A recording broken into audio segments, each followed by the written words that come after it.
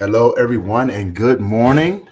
This is Tony Lynch again, and today we are bringing another great Global Grief Conference presenter, Debra Driscoll, and she is here to, like I said, we're bringing the smoke, man. We're bringing the smoke, and she's here to talk a little bit about what she's going to be presenting on at this year's Global Grief Conference 2023. I'm excited to have you guys here. Let's welcome Debra to the live. Debra, how you doing? I am doing well this Sunday. Thank you, Tony. Oh man, I'm excited. I'm excited to have you here, and welcome to the conference. Welcome to Yeah, the invitation and everything. So, how did you get into this sort of work? Just a brief summary. yeah, yeah. The thing I've been saying recently, Tony, is I'm the grief guide that never put up my hand to say, pick me, pick me. I want Mhm. to be the grief guide. This is work, and I think this happens for a lot of people in this space or in healing spaces, not exclusively healing spaces, is that this is work that found me through my life experience. Um, with 10 years ago, there was the unexpected death of my son, Sage, Mhm. 1 month before his 11th birthday. And before Sage passed away from earthbound to back up, I was already in practice as a healer, as a spiritual teacher, as someone who brought groups of people together to tap into what's possible for them. Mhm. And so when Sage died, I had to tap into that for myself. Wow. Question I ask myself is everything I know about humans and how we heal, and all of my healing and spiritual practices, is this going to be enough? Am I going to be able to survive this? And then, if you survive, can you thrive? Mhm. And truth be told, I had no idea, Tony, but I was deeply curious. And I made a commitment, I made a promise to myself that I would be with this. I would wish the best for myself. I would go on this journey. And I did. And it literally took me to different places around the world where I learned from amazing teachers, had different experiences. And then what I've found is this pathway from big life loss to big life magic. And Wow. because big life magic is my business name. And that's now how I support others. Because what I found, again, this isn't exclusive to me, what I found was, where's the guidebook? Like, what's Yes. the tools? Like, how do you do this? Yes. A lot of people around me didn't know. I didn't really know, but I knew I had a whole heap of spiritual practices. I understood how humans either heal or don't heal. And so I went, well, I'm going to figure this out. Nice. I Yeah. like that. I like that. And what are you going to be talking about at the conference this year? Yeah. This is interesting and delightful to everyone, I hope, who tunes in, but also to me, is what I'm going to be sharing at the conference is something that I don't normally share, like on public stages and different platforms that I arrive at. What I'm going to be sharing is about the use of ritual within the grief journey. Okay. And this has been inspired by somebody else who's actually a part of our community with the grief conference, Kathy. Um, she listened to my book, A Series of Surrenders, and then invited me onto her podcast, As I Live and Grieve. Great podcast. You might want to check it out, everyone. Hmm. And one of the questions that she asked me was, I want to know more about these rituals because in my book, I speak a lot about what I literally did in the first year and then the years beyond in my own, grief journey after my son Sage passed.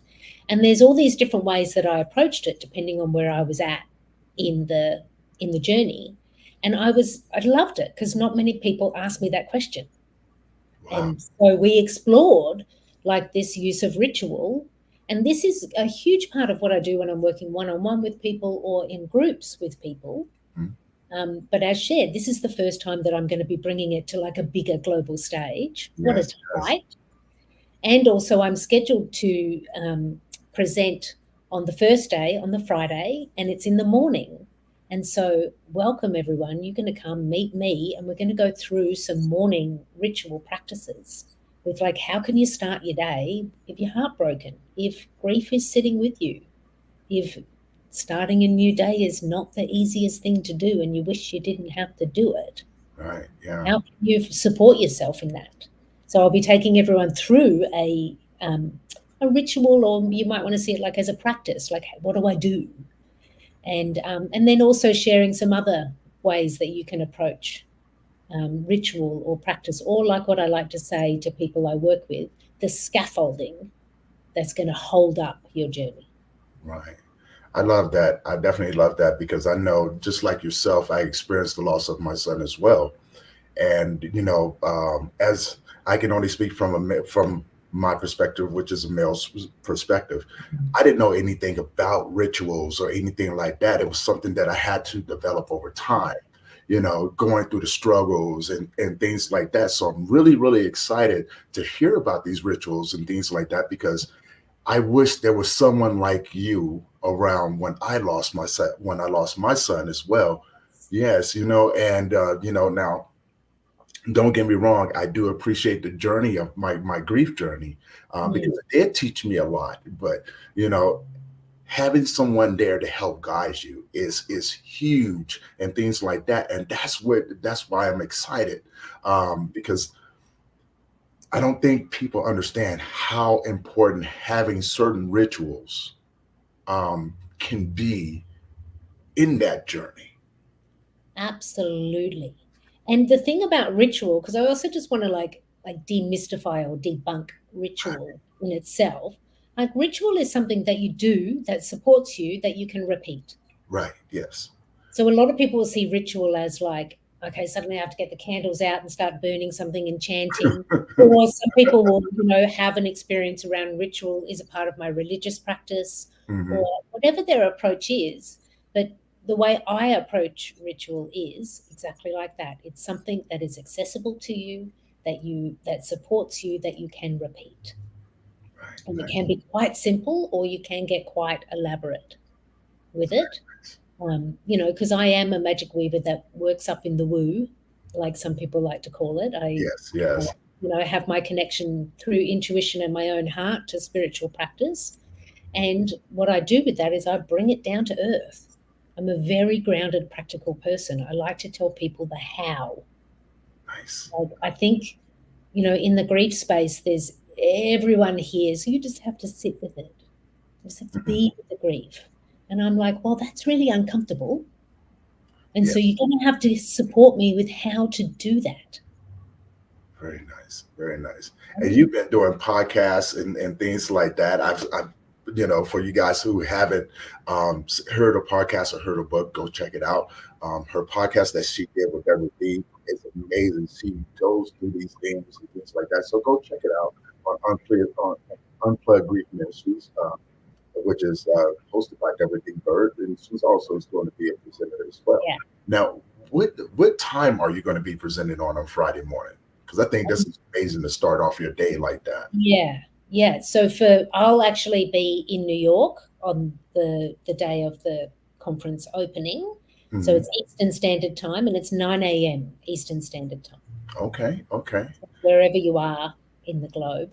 Um, okay. I so like it's morning for me, maybe not morning for everyone because it's a global conference. this is true. There's some people in the UK and things like that. So adjust your times and everybody remember, everything is going to be in mountain time. So if it's in Eastern, I think Eastern is 2 hours ahead of us. Yeah. So always calculate that time and everything just to make sure you guys don't miss it and everything. And so she's going to be bringing it, guys. You know what I'm saying? I'm so excited. Like she wrote down before, she's going to be added to that smoke that's coming. It is really going to be an exciting conference. And, you guys save the date, April 28th, April 29th, and April 30th. We have presenters from across the world that's going to just be bringing so much to the table. And Mm. Deborah is one of those people. She's helping you start off your day with some amazing rituals and things like that.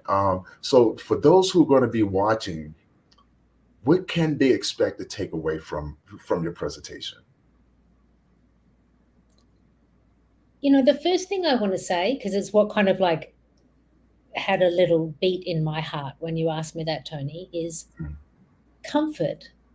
nice. I hope that they can take away some comfort in that, oh, okay, so there's this, I can do this, you know, for the moment where I'm not feeling comfort.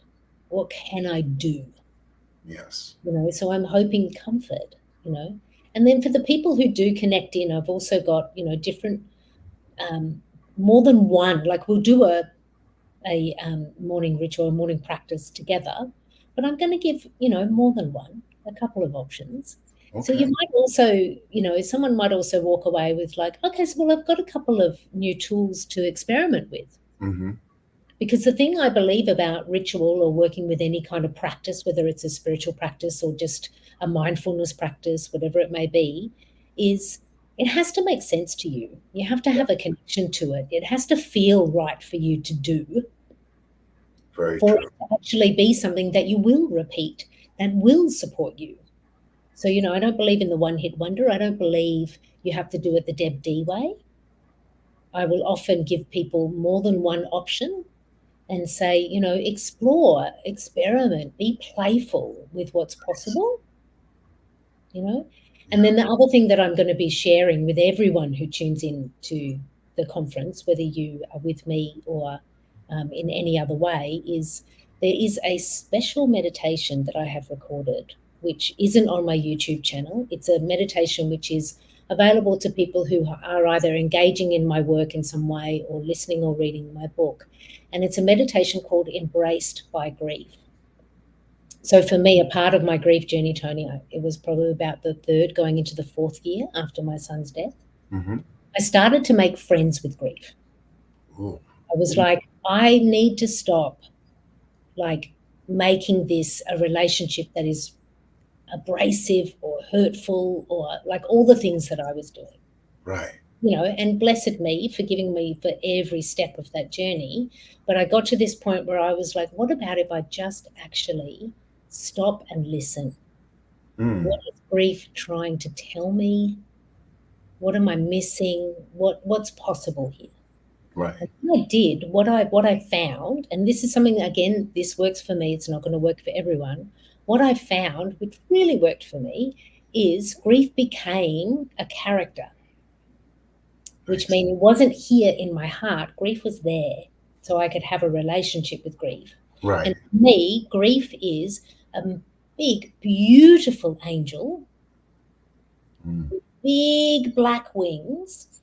And if you choose to, you can sit in the lap of grief. She will invite you in. You sit in the lap of grief, and then she wraps you in her wings.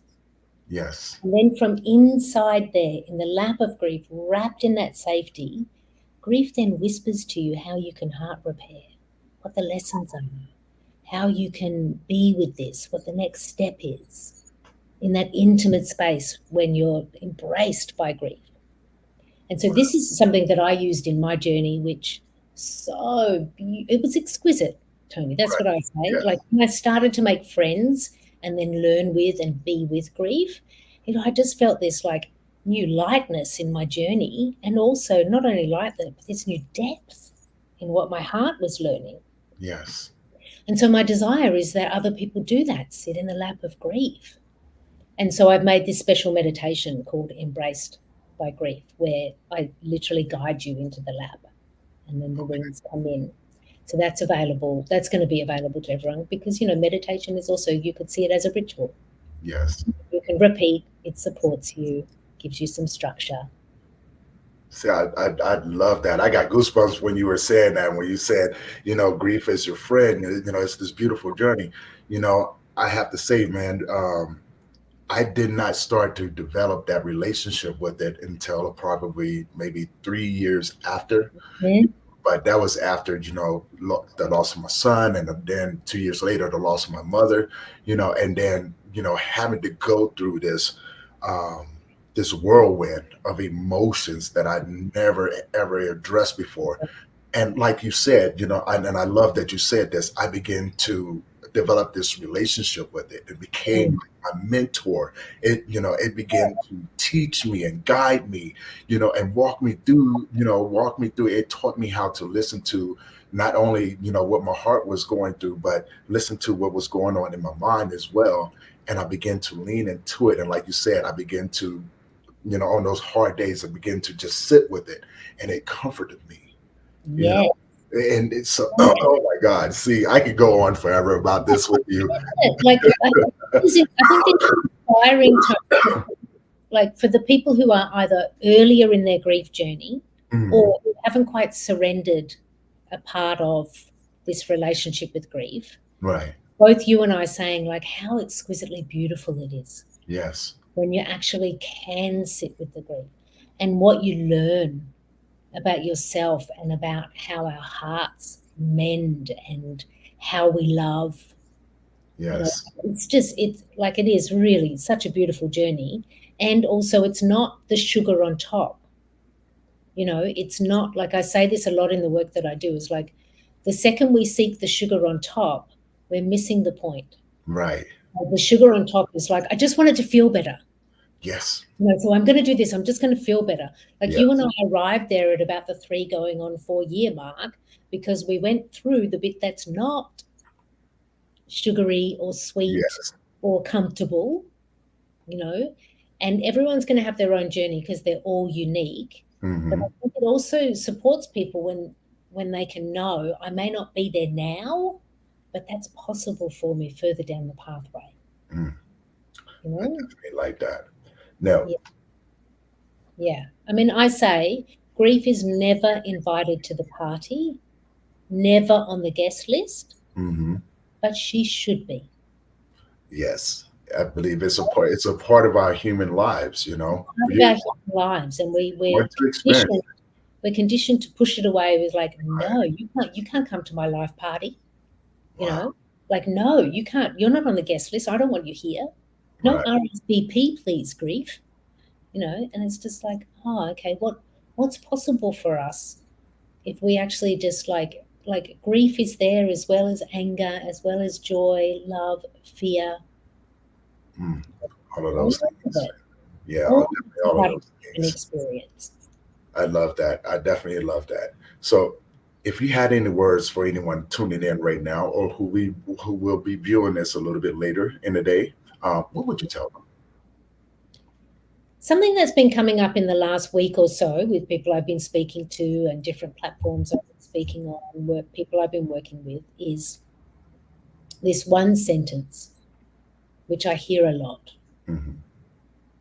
I feel stuck. And I want to share with everybody listening, if you feel stuck or lost inside your loss or not sure what the next step is, Hmm. then the first step I believe is supportive, Okay. is to make a promise to yourself. So this is one of the first steps that I took because I think this is common. Like I don't know if this was your experience, Tony, but before that, like breakthrough where grief starts to become, your friend. Hmm. 'Cause before that happened, I was definitely lost inside my loss. Yes. But into the 3rd year, I was like, hands up. I was the woman swimming in rivers of wine, thinking that at the bottom of the bottle, there's going to be the solution. Right. Like that was just one of my self-medicating, I'm not quite sure where I am moves. Obviously, that didn't help much. But part of the breakthrough was when I went from like lost and stuck was like, this commitment to myself and my heart. Okay. So this making a promise to yourself. So I just want to like share with everyone, no matter where you're at, you can move from there. I You like that. feel stuck, it's okay to say, "At the moment, I'm stuck. I like that. I I definitely like don't that. want to stay here." Or, "At the moment, I feel lost in this. I Hmm. actually don't want to stay here." And so the first step is just make that commitment. I may not know what the step is, but I'm going to first tune in and check in with my own heart and make that commitment. It's like, I'm going to find the way. I'm going to turn up for the 3 days of the grief conference to listen to the different presenters because one of them is going to say something that's going to make a difference to me. Or I'm going to say yes to listening to a meditation or reading a book or finding a therapist or a counselor or a guide, whatever it might be. But all of that happens after this internal commitment to yourself. Hmm. Like I made a choice. I am going to make friends with grief. Everything started changing. Oh my God. See, I love that. I didn't. when I started making friends with my grief, I actually told myself I started changing certain words around. Like, Mm. you hear the word damaged, or broken and things like that. And so for me, it was a sense of accountability and honesty. I said, no, I'm not damaged. I'm not broken. I'm not a thing. I am hurt. Yeah. Hurt. And my mind said, you need to heal. Yeah. And so the same thing, right? Having that relationship with it, just from a different perspective, but the same concept. You know what? Oh my God, we definitely we're gonna have to do a podcast one of these times, and we can just, yes. Please. Oh yeah, we're gonna set up something so you guys who are watching, stay tuned for that. Well, I'm definitely gonna have Deborah on the podcast, and we're gonna dive deeper into it. Um, but before we get off, how can Mm. people find you? So the business is Big Life Magic. So Big Life Magic all over the website, the Instagram, the YouTube. But if you're really interested in exploring the journey that I went on, and Mhm. then through the stories, you can listen or read to my book, A Series of Surrenders. Yeah, I've Mhm. got a copy of it right here. So this is Awesome, a awesome. series of surrenders, my memoir of grief, and it actually chronicles the death of the very first man I ever loved, who Wow. chose to take his own life. And then 7 months later, my father, the very first man I ever loved, didn't fall in love with, the first man I loved, my father unexpectedly died when I Mhm. was 20, turning 21. And so Oh, the story starts back there with those earlier knocks of death and my grief journey. And like, spoiler alert, I didn't really do a very good job at 2021. But I learned a lot since then. So then, 18 years later, when my son died, that's where I was like, okay, I'm not going to do what I did before. I'm actually going to go on a journey and figure this out. mhm. So the book actually chronicles those three deaths of the lover, the father, and the son, Okay. all the way through to where my big life magic began. So a Nice. series of surrenders. If you feel like reading or being with other people's stories or experiences helps to give you a framing or a catalyst for your own story, because that was Mhm. my intention in writing the book. It was like, I want to tell my story so it's a catalyst for other hearts to reflect upon the grief that is with them, to Okay. find their own pathway from big life loss to big life magic. I like that. I like that. And that's gonna wrap us up for today, man.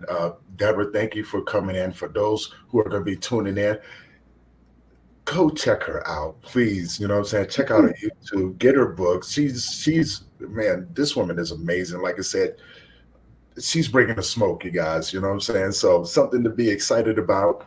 Be sure you tune in to the Global Grief Conference. We got 3 days of exciting presenters. Deborah's going to be starting off the morning on Friday to help you guys with those rituals. And if you guys will be tuning in, you know what I'm saying? Make sure you get registered for it on Facebook, LinkedIn, or go ahead to and hit that subscribe button on the YouTube channel. And you guys will be notified anytime we go live, and you'll never miss one of these presenters, man. So we're bringing it. The Global Grief Conference 2023. Deborah, thank you for being on today. And Congratulations. thank you guys for tuning in. And we will see you guys again. We got some more people coming up. Stay tuned for that as well. We love you. Thank you for allowing us to support you. And just you guys don't forget to tune in to the Global Grief Conference 2023. This is our second year, our second annual year, April 28th, April 29th, and April 30th. We are bringing it, you guys. So it's going to be a weekend of healing. It's going to be a weekend of resources and support. We love you guys. So we're going to be helping you guys in your steps to healing. I am Tony Lynch, and I will see you guys soon.